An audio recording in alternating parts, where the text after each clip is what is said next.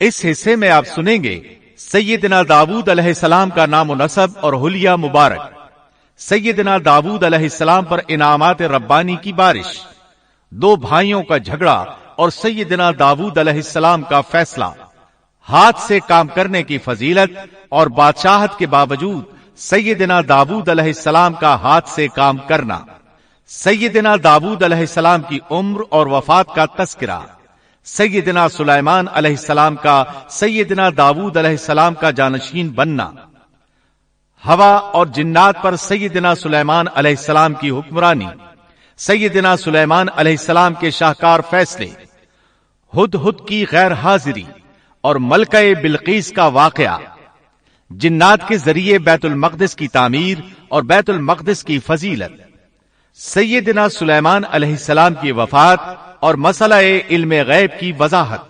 تو آئیے سنتے ہیں دارالسلام اسٹوڈیو لاہور پاکستان سے قصص الانبیاء کا 18واں حصہ بے مثال بادشاہت، پیشکش محمد طارق شاہد۔ داؤد علیہ السلام کا سلسلہ نسب یہودا بن یعقوب سے جا ملتا ہے۔ آپ چھوٹے قد کے تھے، آنکھیں نیلی، بال ہلکے اور دل کے صاف شفاف تھے۔ آپ بنی اسرائیل پر حکومت کرنے لگے۔ اللہ تعالیٰ نے ان کی حکومت کو مضبوط کر دیا اور یوں بنی اسرائیل ایک بار پھر یکجا ہو گئے۔ اللہ تعالیٰ نے آپ پر بہت سے معجزات ظاہر فرمائے۔ آپ پر ایک کتاب بھی نازل ہوئی جسے زبور کے نام سے جانا جاتا ہے۔ اللہ تعالیٰ سورۃ النساء آیت 163 میں فرماتے ہیں، وَآتَيْنَا دَاوُودَ زَبُورًا، ہم نے داؤد کو زبور عطا فرمائی۔ آپ تمام انسانوں سے زیادہ خوبصورت آواز والے تھے۔ صحیح بخاری کی ایک حدیث میں ہے کہ ایک مرتبہ رسول اللہ صلی اللہ علیہ وسلم نے ابو موسیٰ اشعری رضی اللہ عنہ کو قرآن مجید کی تلاوت کرتے سنا۔ ان کی آواز بہت خوبصورت تھی۔ آپ ان کی قرات توجہ سے سننے لگے، پھر آپ نے فرمایا، یا ابا موسیٰ لقد اوتیت مزمارا من مزامیر آل داود، اے ابو موسیٰ، تجھے داؤد علیہ السلام جیسی بہترین آواز عطا کی گئی ہے۔ اللہ تعالیٰ نے آپ کی آواز کو بھی ایک معجزہ بنا دیا، اور وہ ایسے کہ جب داؤد علیہ السلام زبور کی تلاوت کرتے تو پہاڑ اس کو سن کر آپ کے ساتھ تسبیح شروع کر دیتے، اور جب پرندے یہ آواز سنتے تو ان کے پاس آ کر اپنی گردنیں جھکا کر بیٹھ جاتے اور تسبیح میں ان کے ساتھ شامل ہو جاتے، اپنی جگہ سے حرکت بھی نہ کرتے۔ اللہ تعالی سورہ سبا آیت 10 میں فرماتے ہیں، یا جبال اوبی معه والطیر، اے پہاڑوں، اس کے ساتھ رغبت سے تسبیح پڑھا کرو، اور پرندوں کو بھی یہی حکم ہے۔ خود داؤد علیہ السلام کے بارے میں اللہ تعالیٰ کا فرمان ہے، واذکر عبدنا داود ذا الأید انه اواب، اور ہمارے بندے داؤد کو یاد کریں جو بڑی قوت والا تھا، یقیناً وہ بہت رجوع کرنے والا تھا۔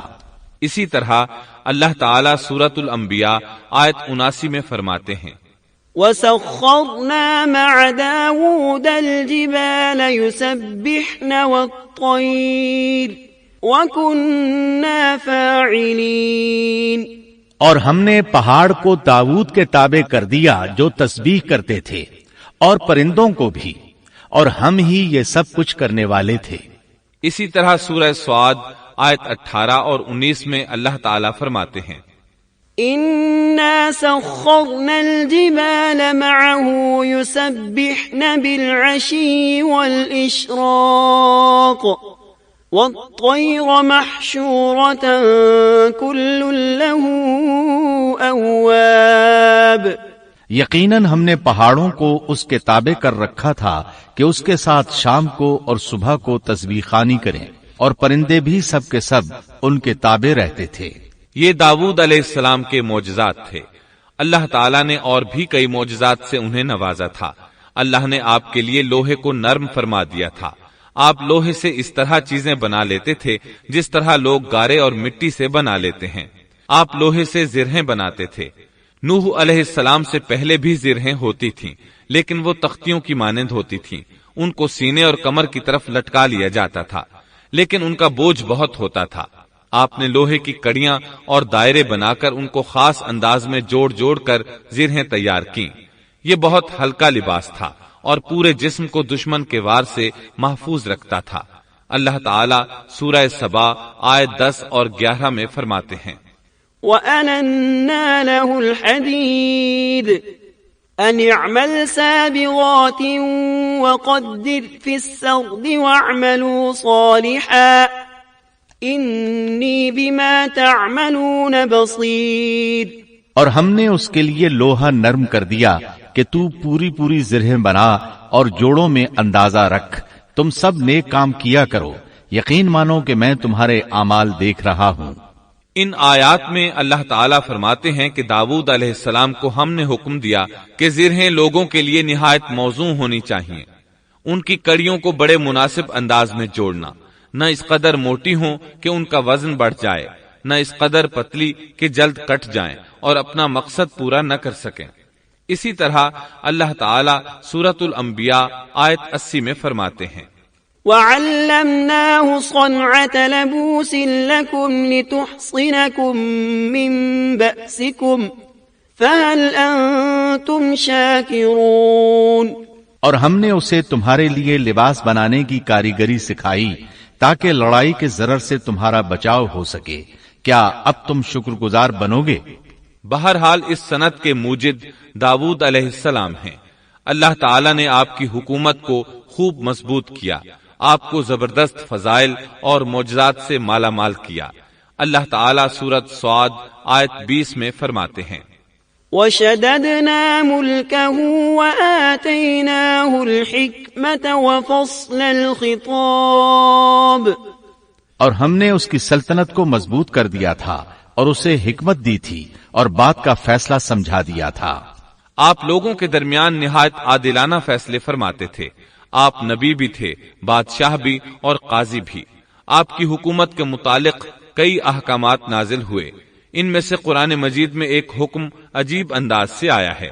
ہوا یوں کہ آپ نے عبادت اور عدالت کے لیے اوقات مقرر کر رکھے تھے. عبادت کے لیے ایک جگہ بنوا رکھی تھی. دن میں فیصلے کرتے، رات کو عبادت. جب عبادت کرتے تو کسی کو ان کے پاس آنے کی اجازت نہیں تھی. ایک روز ایسا ہوا کہ 2 آدمی بغیر اجازت اندر آ گئے. دروازہ بند تھا لیکن وہ دیوار پھاند کر اندر آ گئے. آپ ڈر گئے کہ کہیں حملہ آور نہ ہو. اللہ تعالیٰ سورۃ صاد آیت 21 اور 22 میں فرماتے ہیں، وَهَلْ أَتَاكَ نَبَأُ الْخَصْمِ إِذْ تَسَوَّرُوا الْمِحْرَابَ إِذْ دَخَلُوا عَلَى دَاوُودَ فَفَزِعَ مِنْهُمْ قَالُوا لَا تَخَفْ خَصْمَانِ بَغَى بَعْضُنَا عَلَى بَعْضٍ فَاحْكُم بَيْنَنَا بِالْحَقِّ وَلَا تُشْطِطْ وَاهْدِنَا إِلَى سَوَاءِ الصِّرَاطِ. اور کیا تجھے جھگڑا کرنے والوں کی بھی خبر ملی جبکہ وہ دیوار پھاند کر محراب میں آ گئے؟ جب یہ داؤد کے پاس پہنچے تو وہ ان سے ڈر گئے. وہ کہنے لگے، خوف نہ کیجیے، ہم مقدمہ کے 2 فریق ہیں. ہم میں سے ایک نے دوسرے پر زیادتی کی ہے، لہٰذا آپ ہمارے درمیان حق کے ساتھ فیصلہ کر دیجئے اور ناانصافی نہ کیجیے اور ہمیں سیدھی راہ بتا دیجئے. داؤد علیہ السلام نے فرمایا، بتاؤ تمہارا کیا مسئلہ ہے؟ ان میں سے ایک نے کہا، إن هذا أخي له 99 نعجة ولي نعجة واحدة فقال أكفلنيها وعزني في الخطاب. یہ میرا بھائی ہے، اس کے پاس 99 دمبیاں ہیں اور میرے پاس ایک ہی دمبی ہے، لیکن یہ مجھ سے کہہ رہا ہے کہ اپنی یہ ایک بھی مجھے دے دے اور مجھ پر بات میں بڑی سختی برتتا ہے. اس آیت کی تفسیر میں ہے کہ ایک دمبی والے بھائی نے کہا، یہ میرا بھائی بہت چالاک ہے، برے طریقے سے بات کرتا ہے. کہتا ہے کہ میری دمبیاں چرنے جاتی ہیں تو اس اپنی ایک دمبی کو بھی ان کے ساتھ بھیج دیا کرو. جب میری دمبی اس کی دمبیوں کے ساتھ آنے جانے لگ گئی تو اب یہ کہتا ہے کہ یہ بھی میری ہے.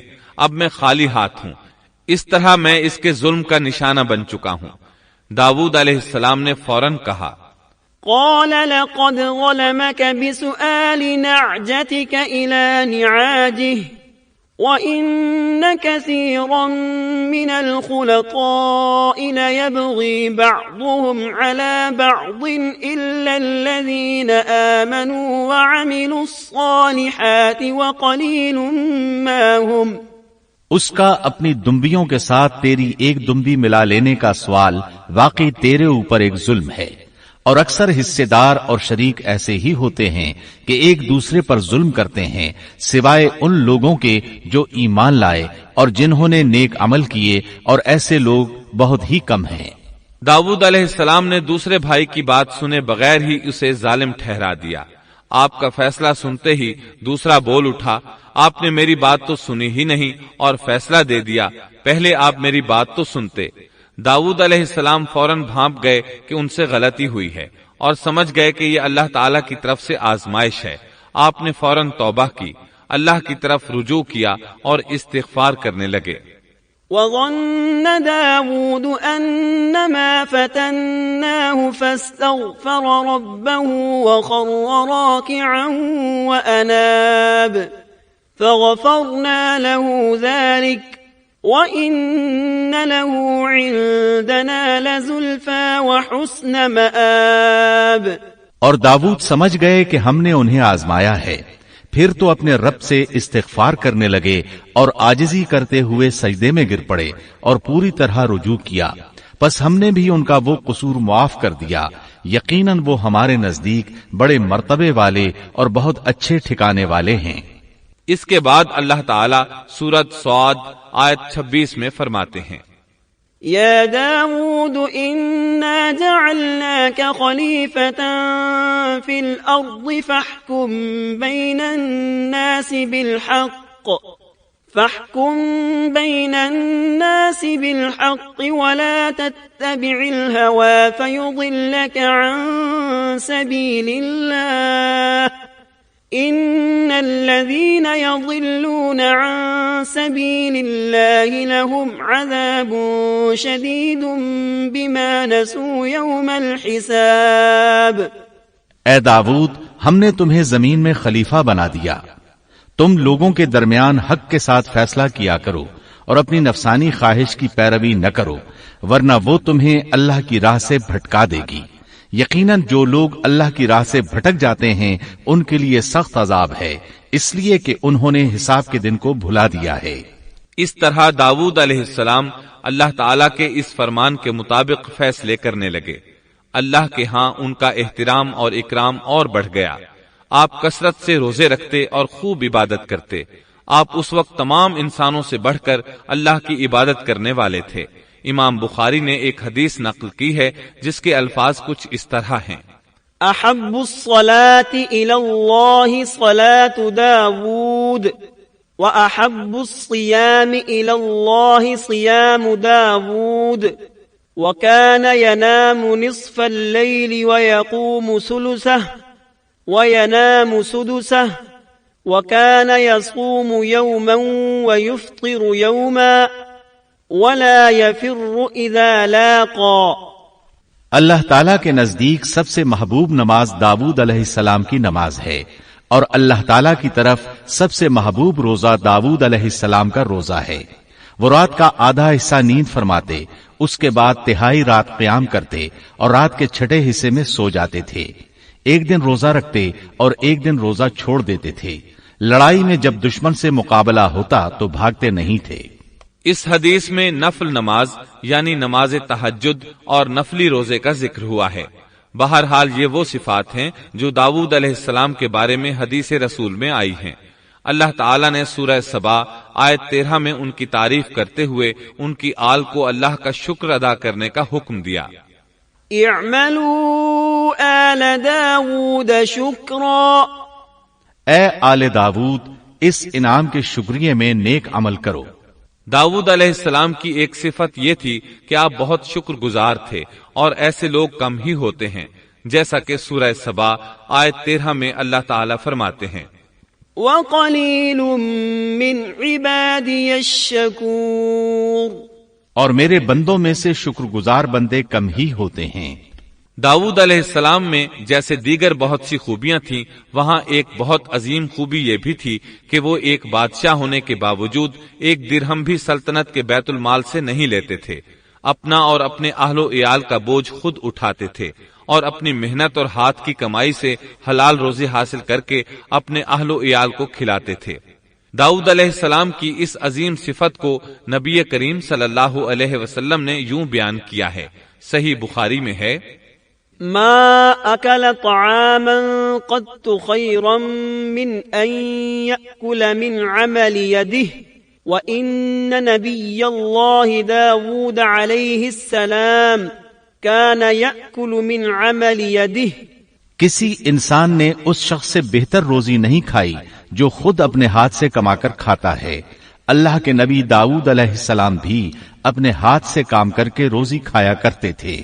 بعض مفسرین بیان کرتے ہیں کہ داؤد علیہ السلام دعا مانگا کرتے تھے کہ اے میرے اللہ، کوئی ایسی صورت پیدا کر دے کہ میرے لیے ہاتھ کی کمائی آسان ہو جائے، کیونکہ میں بیت المال پر اپنا بوجھ نہیں ڈالنا چاہتا۔ تو اللہ تعالیٰ نے آپ کی اس خواہش کو اس فضیلت کے ساتھ قبول فرمایا کہ ان کے ہاتھ میں لوہے کو موم کی طرح نرم کر دیا، جس سے وہ زرہیں بناتے اور انہیں فروخت کر کے اپنے اہل و عیال کی کفالت کرتے۔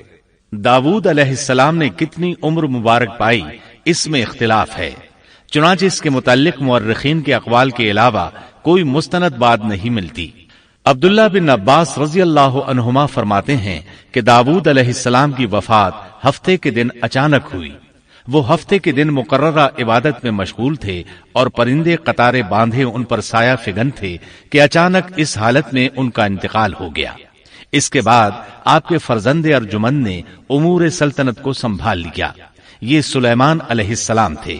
اللہ تعالیٰ نے آپ کو بہت سی خوبیاں اور معجزات عطا فرمائے۔ سورۃ النمل آیت 16 میں ہے، وورث سليمان داود وقال يا أيها الناس علمنا منطق الطير وأوتينا من كل شيء إن هذا لهو الفضل المبين۔ اور داؤد کے وارث سلیمان ہوئے، کہنے لگے لوگوں، ہمیں پرندوں کی بولی سکھلائی گئی ہے اور ہم سب کچھ دیے گئے ہیں، بے شک یہ بالکل کھلا ہوا فضل الہی ہے۔ یہاں وراثت سے مراد مال نہیں بلکہ بادشاہت اور نبوت مراد ہے۔ اللہ تعالیٰ نے انہیں ایسا بادشاہ بنایا کہ ساری دنیا میں ان جیسا کوئی نہیں ہوا، آپ سے بڑھ کر بادشاہت بھی کسی کی نہ ہو سکی، کیونکہ خود سلیمان علیہ السلام نے یہ دعا کی تھی کہ الہی مجھے ایسی سلطنت عطا فرما کہ جو میرے بعد اور کسی کے شایان شان نہ ہو۔ قال رب هب لي ملكا لا ينبغي لأحد من بعدي إنك أنت الوهاب فسخرنا له الريح تجري بأمره رخاء حيث أصاب والشياطين كل بناء وغواص وآخرين مقرنين في الأصفاد۔ کہا کہ اے میرے رب، مجھے بخش دے اور مجھے ایسا ملک عطا فرما جو میرے سوا کسی شخص کے لائق نہ ہو، تو بڑا ہی دینے والا ہے۔ پس ہم نے ہوا کو ان کے ماتحت کر دیا، وہ آپ کے حکم سے جہاں آپ چاہتے نرمی سے پہنچا دیا کرتی تھی، اور طاقتور جنوں کو بھی ان کا ماتحت کر دیا، ہر عمارت بنانے والے کو اور غوطہ خور کو اور دوسرے جنات کو بھی جو زنجیروں میں جکڑے رہتے تھے۔ جن سلیمان علیہ السلام کے حکم سے بلند و بالا عمارتیں تعمیر کرتے تھے، دریاؤں میں غوطہ لگا کر ان سے ہیرے جواہرات اور موتی وغیرہ نکالتے تھے۔ دوسرے جو کام عام انسانوں کی طاقت سے زیادہ ہوتے تھے وہ آپ جنوں سے لیا کرتے تھے۔ جو جن آپ کے حکم سے سرتابی کرتے یا شرارتیں کر کے کام میں رکاوٹ ڈالتے یا دوسروں کو تنگ کرتے تو آپ انہیں زنجیروں میں جکڑ کر قید خانے میں ڈال دیتے، اور یہ آپ پر اللہ کی طرف سے بہت بڑا انعام اور احسان تھا، جیسا کہ اللہ تعالیٰ سورۃ صاد آیت 39 میں فرماتے ہیں، هذا عطاؤنا فامنن او امسك بغیر حساب۔ یہ ہے ہمارا عطیہ، اب تو احسان کر یا روک رکھ، कुछ हिसाब नहीं। अल्लाह ताला ने सुलेमान अलैहिस्सलाम को उन पर कब्जा और इख्तियार दे दिया और फरमाया, अब आपकी मर्जी, आप इन्हें सजा दें या दरगुजर करें, किसी को कुछ दें या रोक लें, आपके लिए सब कुछ जायज है। दूसरे मकाम पर अल्लाह ताला सूरह सबा आयत 12 में फरमाते हैं, وَمِنَ الْجِنِّ مَن يَعْمَلُ بَيْنَ يَدَيْهِ بِإِذْنِ رَبِّهِ وَمَن يَزِغْ مِنْهُمْ عَنْ أَمْرِنَا نُذِقْهُ مِنْ عَذَابِ السَّعِيرِ۔ और उसके रब के हुक्म से बास जिन्नात उसकी मातहती में उसके सामने काम करते थे, और उनमें से जो भी हमारे हुक्म से सरकशी करे हम उसे भड़कती हुई आग के अजाब का मजा चखाएंगे। इस तरह अल्लाह ताला सूरह सबा आयत 13 में फरमाते हैं, يَعْمَلُونَ لَهُ مَا يَشَاءُ مِن مَّحَارِيبَ وَتَمَاثِيلَ وَجِفَانٍ كَالْجَوَابِ وَقُدُورٍ رَّاسِيَاتٍ اعْمَلُوا آلَ دَاوُودَ شُكْرًا وَقَلِيلٌ مِّنْ عِبَادِيَ الشَّكُورُ۔ जो कुछ सुलेमान चाहते जिन्नात वो तैयार कर देते, मसलन कले, मुजस्समे और हौजों जैसे प्याले और चूल्हों पर जमी हुई मजबूत देगे। ऐ आले दाऊद, इसके शुक्रिये में नेक अमल करो, मेरे बंदों में से शुक्रगुजार कम ही हैं। यानी जिन्नात सुलेमान अलैहिस्सलाम के हुक्म के मुताबिक बड़े बड़े महल, मसाजिद, कले, मुख्तलिफ मसाजिद के मॉडल या सीनरियों के मॉडल, बड़े बड़े थाल और इतनी बड़ी देगें बनाते थे जो बोझल और नक्लो हमल के काबिल न होने की वजह से किसी खास मकाम पर नस्ब कर दी जाती थी, और ये आप पर अल्लाह ताला का अजीम एहसान था। इसके अलावा दीगर मौजिजात से भी अल्लाह ताला ने आपको सरफराज फरमाया था, जैसा कि सूरतुल अंबिया आयत 82 में अल्लाह ताला फरमाते हैं, وَمِنَ الشَّيَاطِينِ مَن يَغُوصُونَ لَهُ وَيَعْمَلُونَ عَمَلًا دُونَ ذَلِكَ وَكُنَّا لَهُمْ حَافِظِينَ۔ इसी तरह बहुत से शयातीन भी हमने उसके ताबे किए थे जो उसके फरमान से गोता लगाते थे, और इसके सिवा भी बहुत से काम करते थे, उनके निगहबान हम ही थे। ये तमाम इख्तिदार अल्लाह ताला ने आपको अता किया था। आपके मौजज़ात में से एक मौजज़ा ये भी था कि हवा आपके लिए मुसख्खर यानी मुती और फरमा बरदार थी। अल्लाह ताला सूरह स्वाद आयत 36 में फरमाते हैं, فَسَخَّرْنَا لَهُ الرِّيحَ تَجْرِي بِأَمْرِهِ رُخَاءً حَيْثُ أَصَابَ۔ बस हमने हवा को उनके मातहत कर दिया, वो आपके हुक्म से जहां आप चाहते नरमी से पहुंचा दिया करती थी। अल्लाह ताला सूरतुल अंबिया आयत 81 में फरमाते हैं, وَلِسُلَيْمَانَ الرِّيحَ عَاصِفَةً تَجْرِي بِأَمْرِهِ إِلَى الْأَرْضِ الَّتِي بَارَكْنَا فِيهَا وَكُنَّا بِكُلِّ شَيْءٍ عَالِمِينَ۔ और हमने तेजो तुंद हवा को सुलेमान के ताबे कर दिया जो उसके फरमान के मुताबिक उस जमीन की तरफ चलती थी जहां हमने बरकत दे रखी है, और हम हर चीज का इल्म रखने वाले हैं। इसी तरह अल्लाह ताला सूरह सबा आयत 12 में फरमाते हैं, وَلِسُلَيْمَانَ الرِّيحَ غُدُوُّهَا شَهْرٌ وَرَوَاحُهَا شَهْرٌ۔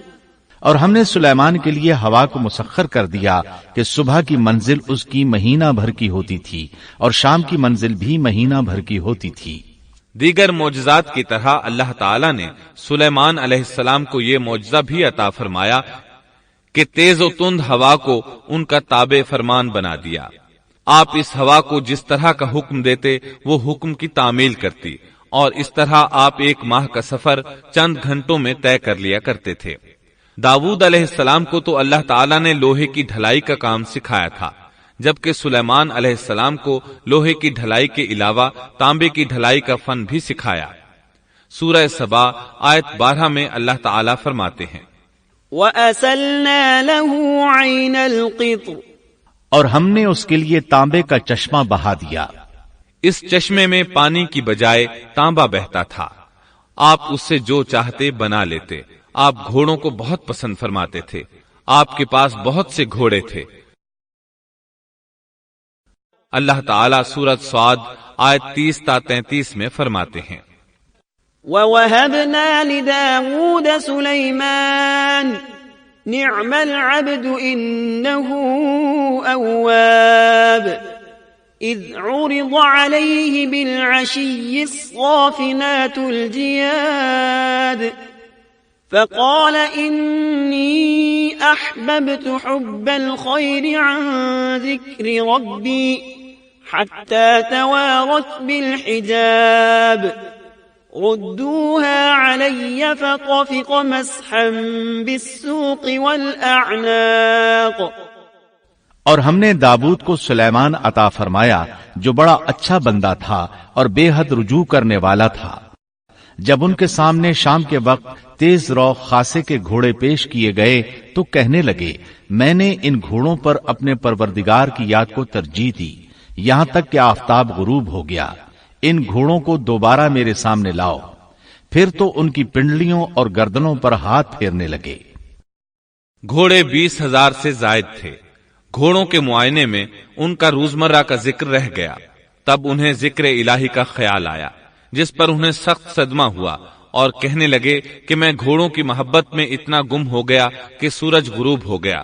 تو ان گھوڑوں کو دوڑایا کہ وہ نظروں سے اوجھل ہو گئے، پھر انہیں دوبارہ طلب کیا اور پیار محبت سے ان کی پنڈلیوں اور گردنوں پر ہاتھ پھیرنا شروع کر دیا۔ امام بخاری نے ابو ہریرہ رضی اللہ عنہ سے روایت کی ہے کہ ایک مرتبہ سلیمان علیہ السلام نے ارادہ کیا کہ اس شب میں اپنی بیویوں کے ساتھ اس دیواجی فریضہ ادا کروں گا تو میری ہر ایک بیوی سے لڑکا پیدا ہوگا اور وہ میدان جہاد کا مجاہد بنے گا، لیکن اس ارادے کے ساتھ انشاءاللہ کہنا بھول گئے۔ اللہ تعالیٰ کو جلیل القدر پیغمبر کا یہ طرز پسند نہ آیا، چنانچہ اللہ تعالیٰ نے سلیمان علیہ السلام کے اس دعوے کو اس طرح غلط ثابت کر دیا کہ تمام بیویوں میں سے صرف ایک بیوی کے ہاں مردہ بچہ پیدا ہوا۔ تب سلیمان علیہ السلام کو احساس ہوا کہ یہ انشاءاللہ نہ کہنے کا نتیجہ ہے، چنانچہ انہوں نے فوری توبہ کی اور انشاءاللہ کہنے کو اپنا معمول بنا لیا۔ اللہ تعالیٰ نے آپ کو فیصلہ کرنے کی زبردست صلاحیت عطا فرمائی تھی۔ سورۃ الانبیاء آیت 87 میں ہے، وَدَاوُودَ وَسُلَيْمَانَ إِذْ يَحْكُمَانِ فِي الْحَرْثِ إِذْ نَفَشَتْ فِيهِ غَنَمُ الْقَوْمِ وَكُنَّا لِحُكْمِهِمْ شَاهِدِينَ۔ اور داؤد اور سلیمان کو یاد کیجئے جبکہ وہ کھیت کے معاملے میں فیصلہ کر رہے تھے کہ کچھ لوگوں کی بکریاں اس میں چر چک گئی تھیں اور ان کے فیصلے میں ہم موجود تھے۔ ہوا یہ کہ دو آدمی ہمسائے تھے، ان میں جھگڑا ہو گیا۔ ان میں سے ایک کے پاس کھیت تھا، اس میں اس نے فصل بو رکھی تھی، دوسرے کے پاس کچھ بکریاں تھیں۔ بکریوں کا چرواہا رات کے وقت دیوار والے دروازے کو بند کر دیتا تھا تاکہ بکریاں نکل کر فصل کو نقصان نہ پہنچائیں۔ ایک دن وہ دروازہ بند کرنا بھول گیا، بکریاں کھیت میں آ کر چرنے لگیں، فصل خراب ہو گئی۔ دونوں داؤد علیہ السلام کے پاس آئے، اپنا مقدمہ پیش کیا۔ داؤد علیہ السلام قاضی بھی تھے۔ اس وقت سلیمان علیہ السلام کہیں گئے ہوئے تھے۔ داؤد علیہ السلام مقدمہ سن کر کہنے لگے، یہ بکریوں والے کی سستی کا نتیجہ ہے، اس کا حل یہی ہے کہ وہ تیری بکریاں اپنی تحویل میں لے لے۔ دونوں فریق باہر نکلے تو سلیمان علیہ السلام سے ملاقات ہوئی۔ انہوں نے تفصیل سن کر فرمایا، میرے ساتھ آؤ۔ وہ انہیں داؤد علیہ السلام کے پاس لے آئے اور بولے، اس مقدمے کا اس سے بہتر فیصلہ یہ ہے کہ یہ بکریاں زمین والے کو دے دیں اور زمین بکریوں والے کو۔ جب بکریوں والا زمین کو پہلی حالت میں اگا دے گا تو آپ دونوں کی چیزیں انہیں لوٹا دیں۔ اس دوران کھیتی کا مالک بکریوں کے دودھ سے فائدہ حاصل کرتا رہے گا۔ یہ فیصلہ زیادہ بہتر ہے۔ اس سے بکریوں والا اپنی بکریوں سے بالکل محروم نہ ہوا اور کھیتی والے کا نقصان پورا ہو گیا۔ یہ فیصلہ آپ کو اللہ تعالیٰ نے سمجھایا تھا۔ اللہ تعالیٰ سورۃ الانبیاء آیت 89 میں فرماتے ہیں، فَفَهَّمْنَاهَا سُلَيْمَانَ وَكُلًّا آتَيْنَا حُكْمًا وَعِلْمًا۔ ہم نے اس کا صحیح فیصلہ سلیمان کو سمجھا دیا، ہاں ہر ایک کو ہم نے علم و حکمت سے نوازا تھا۔ بخاری اور مسلم میں ایک حدیث ہے، اس میں اسی قسم کا ایک واقعہ بیان ہوا ہے کہ دو عورتیں اپنا مقدمہ داؤد علیہ السلام کے پاس لائیں۔ دونوں کو اللہ نے ایک ایک بچہ دے رکھا تھا۔ ایک بھیڑیے نے حملہ کر کے بڑی عمر والی کا بچہ چیر پھاڑ ڈالا۔ عورت چالاک تھی، اس نے چھوٹی عمر والی کا بچہ چھین لیا کہ یہ میرا بچہ ہے۔ داؤد علیہ السلام نے دیکھا بچہ بڑی عورت کے پاس ہے تو اس کے حق میں فیصلہ دے دیا۔ سلیمان علیہ السلام نے داؤد علیہ السلام سے اجازت چاہتے ہوئے کہا، کیا میں اس مقدمے کا فیصلہ کر سکتا ہوں؟ انہوں نے اجازت دے دی۔ سلیمان علیہ السلام نے عورت سے کہا، بچہ مجھے دے دو۔ بچہ ہاتھ میں لے کر انہوں نے تلوار نکالی اور دونوں عورتوں سے فرمایا، میں اس کے 2 ٹکڑے کر کے تم دونوں میں برابر برابر تقسیم کرنے لگا ہوں۔ یہ سن کر بڑی عورت بولی کہ ٹھیک ہے، جبکہ چھوٹی عورت مامتا کی وجہ سے چلا اٹھی کہ آپ اسے زندہ رہنے دیں اور اسے دے دیں۔ یہ سنتے ہی سلیمان علیہ السلام بول اٹھے، تو ہی اس کی ماں ہے، جس سے اپنے بچے کے ٹکڑے دیکھنا برداشت نہ ہو سکا، پھر بچہ اسے دے دیا۔ سلیمان علیہ السلام کا ایک تیسرا واقعہ قرآن میں یوں ہے، سورۃ النمل آیت 17 اور 18 میں ہے، وحشر لسليمان جنوده من الجن والإنس والطير فهم يوزعون حتى إذا أتوا على واد النمل قالت نملة يا أيها النمل ادخلوا مساكنكم لا يحطمنكم سليمان وجنوده وهم لا يشعرون۔ اور سلیمان کے سامنے ان کے تمام لشکر جنات، انسان اور پرندوں میں سے جمع کیے گئے، ہر قسم الگ الگ کھڑی کر دی گئی۔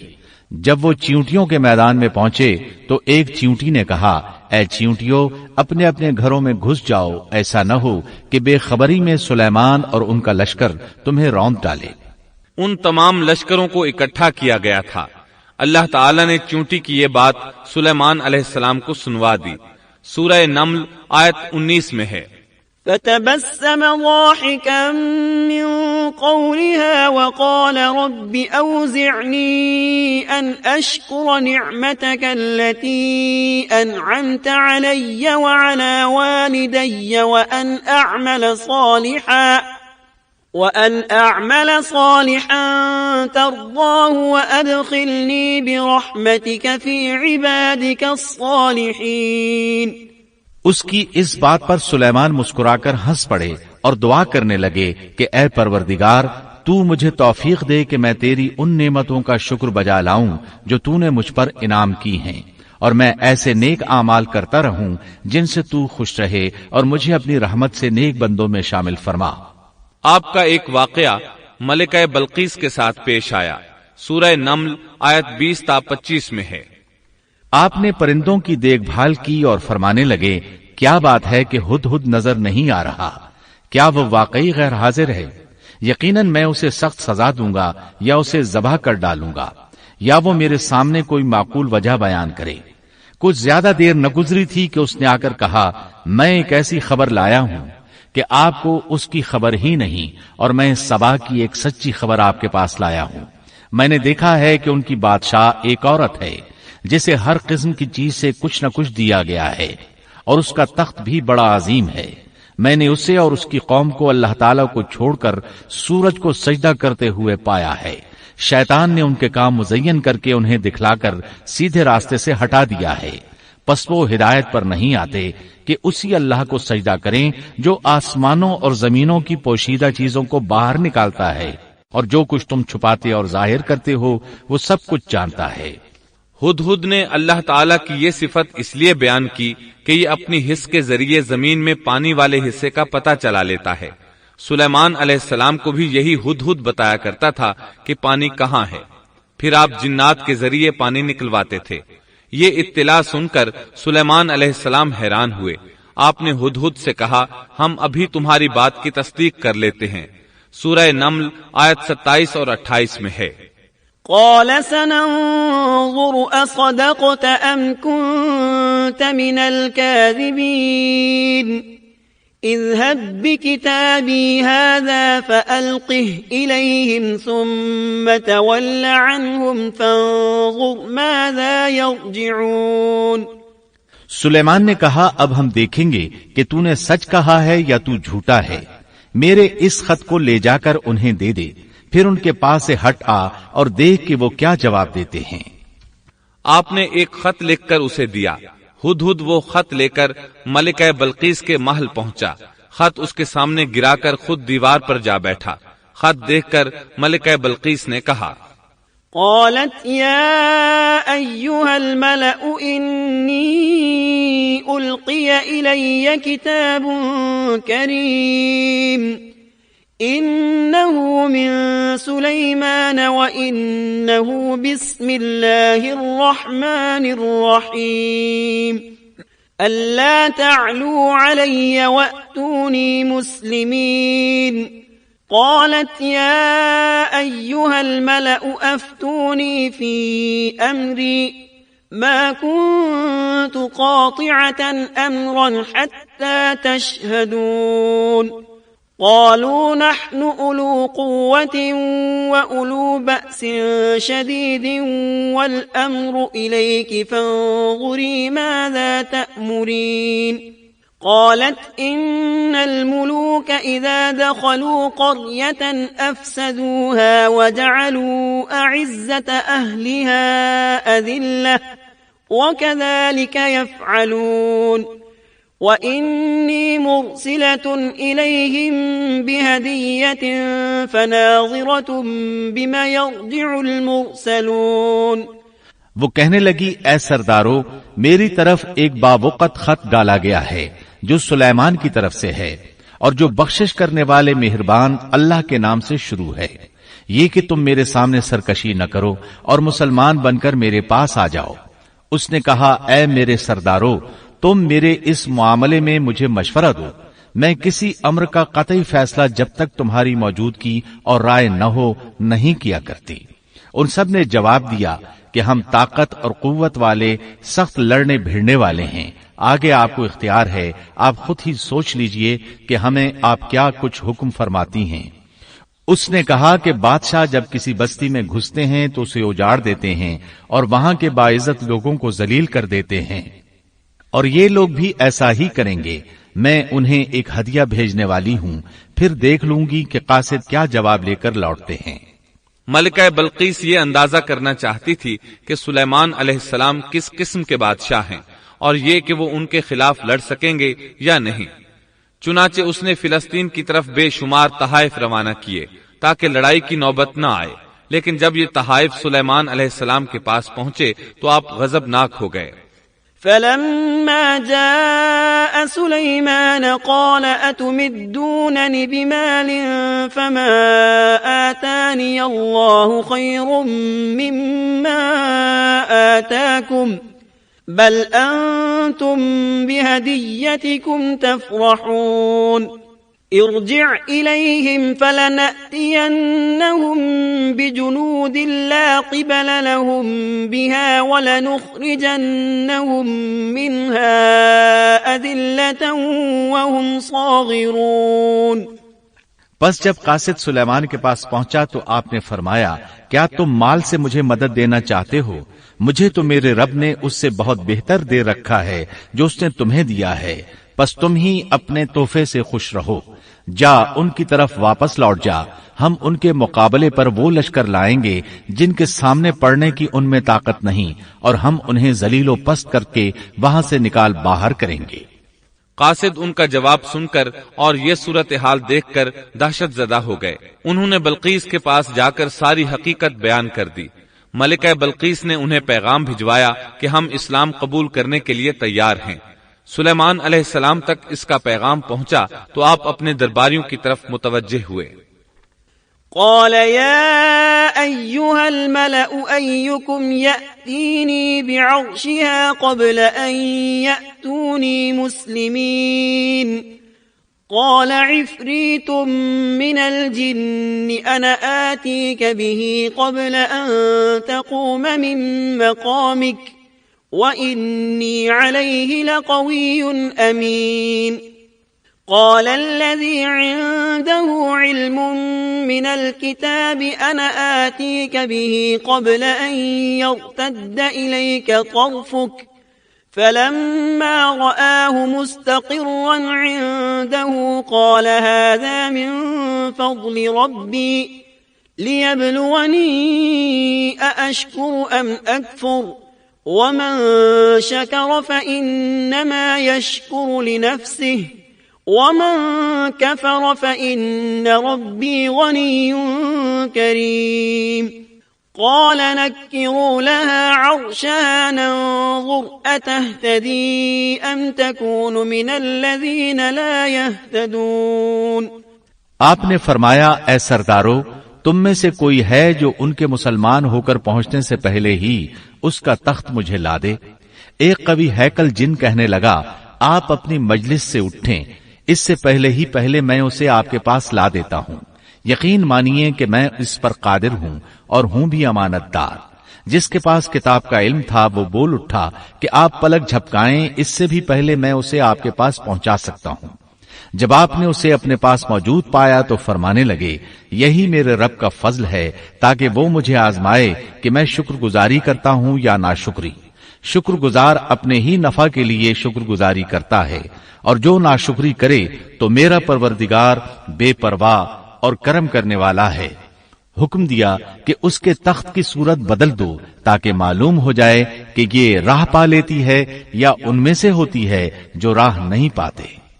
تخت لانے والے آدمی کے متعلق جو یہ آیا ہے کہ اس کے پاس کتاب کا علم تھا، تو مفسرین کا اس کے بارے میں اختلاف ہے کہ وہ کون تھا۔ قرآن کریم کے الفاظ سے جو معلوم ہوتا ہے وہ اتنا ہی ہے کہ وہ کوئی انسان ہی تھا جس کے پاس کتاب الہی کا علم تھا۔ اللہ تعالیٰ نے کرامت اور اعجاز کے طور پر اسے یہ قدرت دے رکھی تھی کہ پلک جھپکتے وہ تخت لے آیا۔ پھر سلیمان علیہ السلام نے تخت میں تبدیلی کا حکم دیا۔ تخت میں تبدیلی کا حکم سن کر اس میں سے ہیرے جواہر نکال دیے گئے اور دوسری جگہوں پر لگا دیے گئے۔ سورہ نمل آیت 42 اور 43 میں ہے۔ فلما جاءت قيل أهكذا عرشك قالت كأنه هو وأوتينا العلم من قبلها وكنا مسلمين وصدها ما كانت تعبد من دون الله إنها كانت من قوم كافرين۔ پھر جب وہ آ گئی تو اس سے کہا گیا کہ ایسا ہی تیرا بھی تخت ہے۔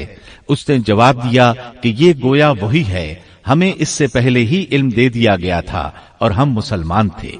اسے انہوں نے روک رکھا تھا کہ جن کی وہ اللہ کو چھوڑ کر پرستش کرتی رہی تھی، یقیناً وہ کافر لوگوں میں سے تھی۔ اب سلیمان علیہ السلام کی ملکہ بلقیس سے گفتگو شروع ہوئی۔ پھر وہ اسے تخت کے پاس لے آئے۔ اس سے پوچھا کیا تیرا تخت بھی اسی طرح کا ہے؟ اس نے بہت اچھا اور فصاحت سے بھرپور جواب دیا۔ اس نے نہ تو یہ کہا کہ ہاں، کیونکہ وہ تو اپنا تخت پیچھے سبا کے علاقے میں چھوڑ آئی تھی، یہاں کیسے آ سکتا تھا، نہ اس نے یہ کہا کہ نہ، کیونکہ یہ وہی محسوس ہو رہا تھا۔ البتہ اس میں قدر تبدیلی محسوس ہو رہی تھی۔ اس نے عجیب جملے میں جواب دیا کہ یہ وہی لگتا ہے۔ سلیمان علیہ السلام یہ جواب سن کر حیران ہوئے۔ اب آپ نے اسے اپنی سلطنت کا غلبہ دکھانے کے لیے ایسا منظر دکھایا جو کسی بشر نے آج تک نہیں دیکھا۔ چنانچہ آپ اسے ایک محل میں لے گئے۔ یہ مکمل طور پر شیشے کا تھا، اس سے دوسری طرف دیکھا جا سکتا تھا۔ فرش بھی شیشے کا تھا، شیشے کے نیچے پانی چھوڑا گیا تھا، پانی چلتا رہتا تھا۔ آپ اسے لیے اندر داخل ہوئے تو وہ بہت حیران ہوئی کہ محل میں پانی بہ رہا ہے۔ اس نے اپنا لباس کچھ اوپر کر لیا کہ بھیگ نہ جائے۔ اس نے اپنا پاؤں پانی پر رکھنا چاہا تو وہ شیشے پر پڑا، اور زیادہ حیران ہوئی اور شرمندہ بھی کہ دھوکا کھا گئی۔ اور یہ سب کچھ جنات کے ذریعے تیار کرایا گیا تھا۔